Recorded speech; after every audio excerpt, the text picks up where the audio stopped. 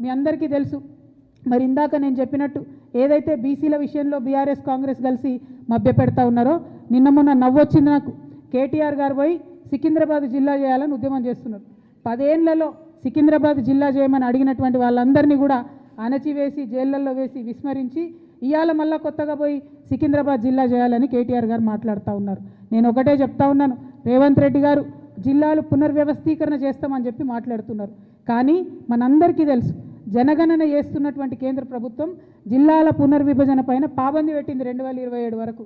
అయినా సరే రేవంత్ రెడ్డి గారు నేను పునర్విభజన అని మాట్లాడుతున్నారు. అది ఇప్పట్లో కాదు. కానీ జాగృతిగా మేము డిమాండ్ చేస్తూ ఉన్నాం, జిల్లాల పునర్విభజన ఎప్పుడు జరిగినా సికింద్రాబాద్ని ప్రత్యేక జిల్లాగా ఏర్పాటు చేయాలని చెప్పి మేము డిమాండ్ చేస్తూ ఉన్నాం. అట్లానే హుజూరాబాద్లో వరంగల్ దగ్గర ఒక డిమాండ్ ఉంది. పివి నరసింహారావు గారు ఒక్కరు మన తెలంగాణ నుంచి ఎదిగి ప్రధానమంత్రిగా పోయినరు, వారి పేరు పెట్టాలనే డిమాండ్ ఉంది. ఏదో ఒక జిల్లాకు పివి నరసింహారావు గారి పేరు పెట్టాలని కూడా ఈ సందర్భంగా నేను డిమాండ్ చేస్తూ ఉన్నాను. మరి ఇక్కడ ఇంకొక విషయం, బీసీ నాయకులు ముఖ్యంగా బీసీ మేధావులు ఆలోచించాలని నేను కోరుతా ఉన్నాను. మనకు కాంగ్రెస్ ప్రభుత్వం మొన్న జరిగిన కులగణనలో తీరని అన్యాయం చేసింది. బీసీల లెక్క తప్పు చేసి చూపింది, తక్కువగా చేసి చూపింది. మరి ఈ అన్యాయాన్ని సవరించేటటువంటి ఒక సువర్ణ అవకాశం కేంద్ర ప్రభుత్వం చేపడుతున్నటువంటి జనగణన ద్వారా మనందరికి కూడా వచ్చింది. ఈ అవకాశాన్ని మనం ఖచ్చితంగా వాడుకోవాలంటే ఏం చేయాలి? తెలంగాణ జాగృతి ఒక ముందడుగు వేస్తున్నది. మా ప్రయత్నం నచ్చితే బీసీ మేధావులు, నాయకులు, ప్రజలు కలిసి రావాలని నేను కోరుతా ఉన్నాను. కేంద్ర ప్రభుత్వం రేపు చేపట్టబోయేటటువంటి కులగణనలో ఏదైతే కులాల పట్టిక ఉంటుందో ఒక్కొక్క రాష్ట్రంలో ఒక్కొక్క పేరుతో పిలుస్తారు. ఇంకా ఏంటంటే బీసీల సంఖ్య చాలా ఎక్కువ ఉంటుంది. బీసీల ఒక్క కులంలో ఉదాహరణకు పద్మశాలి కులం ఉంటే అందులో చాలా ఉపకులాలు ఉంటాయి. కుట్ర ఎక్కడ జరుగుతుందంటే పద్మశాలీల సంఖ్య వేరే చూపిస్తారు, పద్మశాలీల ఉపకులాల సంఖ్య వేరే చూపిస్తారు. దానివల్ల బీసీల సంఖ్య, కులాల సంఖ్య తగ్గేటటువంటి ఆస్కారం ఉంటుంది. కాబట్టి ఒక అధ్యయనం చేపడుతుంది తెలంగాణ జాగృతి. త్వరలోనే ఒక రౌండ్ టేబుల్ కాన్ఫరెన్స్ కూడా పెట్టి అందరినీ కూడా మేము పిలుస్తాం. ఒక సమగ్రమైనటువంటి నివేదిక తయారు చేసి కేంద్ర ప్రభుత్వానికి కూడా మేము ఇస్తాం.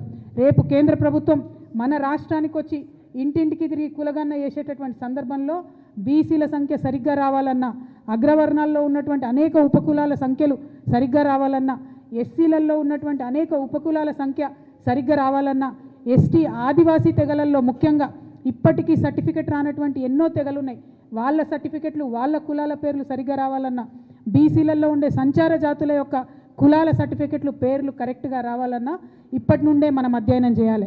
వాస్తవానికి ఈ పని రాష్ట్ర ప్రభుత్వం చేయాలి. కానీ నాకు గుంపు మేస్త్రి గారి మీద నమ్మకం లేదు.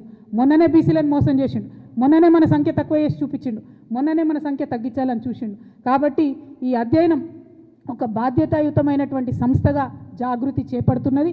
సమగ్రమైనటువంటి నివేదిక తయారు చేసి కేంద్ర ప్రభుత్వానికి ఇవ్వబోతా ఉన్నాం. అందరూ బీసీ పెద్దల్ని కూడా కలుస్తాం, విద్యావంతుల్ని కలుస్తాం, వారిలో ఉండే మేధావి వర్గాన్ని కలుస్తాం. ఏ కులంలో ఏ ఉపకులాలు ఉన్నాయో ఆ పట్టిక ఏందో తీసుకుంటాం, ఏ పేర్లతో ఉన్నాయో తీసుకుంటాం. దీనికోసం మా వంతుగా ప్రయత్నం చేస్తాం. నేనేమంటున్నా, బోల్డని విచారణలు చేసింది ఈ ప్రభుత్వం, రిజల్ట్ ఏమొచ్చింది? 1. 2, మున్సిపల్ ఎన్నికల టైంలోనే ఎందుకు విచారణకు పిలుస్తున్నారు? మున్సిపల్ ఎన్నికల టైంలోనే ఎందుకు షో చేస్తున్నారు? ఇప్పుడు పబ్లిక్ అటెన్షన్ ఎందుకు డైవర్ట్ చేస్తున్నారు? ఎందుకంటే బీసీలు అడగద్దు, 42% మాకు ఎందుకు ఇవ్వాలని అడగద్దు. హైదరాబాద్ మహానగరంలో చాలా నగరాలలో ఎంత రిజర్వేషన్ వచ్చింది? 31% వచ్చింది. కొన్ని చోట్ల 36 వచ్చింది, కొన్ని చోట్ల 37 వచ్చింది. అంటే 42 మాత్రం ఎక్కడా కూడా రాలేదు.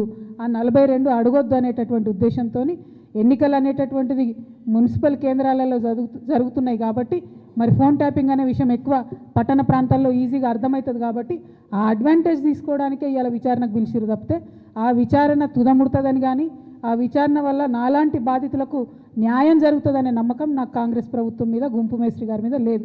నేను 100% చెప్తున్నా, ఇది గుంపు మేస్త్రి గారు, గుంటనక్క గారు కలిసి బీసీ ప్రజలను మభ్యపెట్టడానికి ఆడుతున్నటువంటి నాటకం.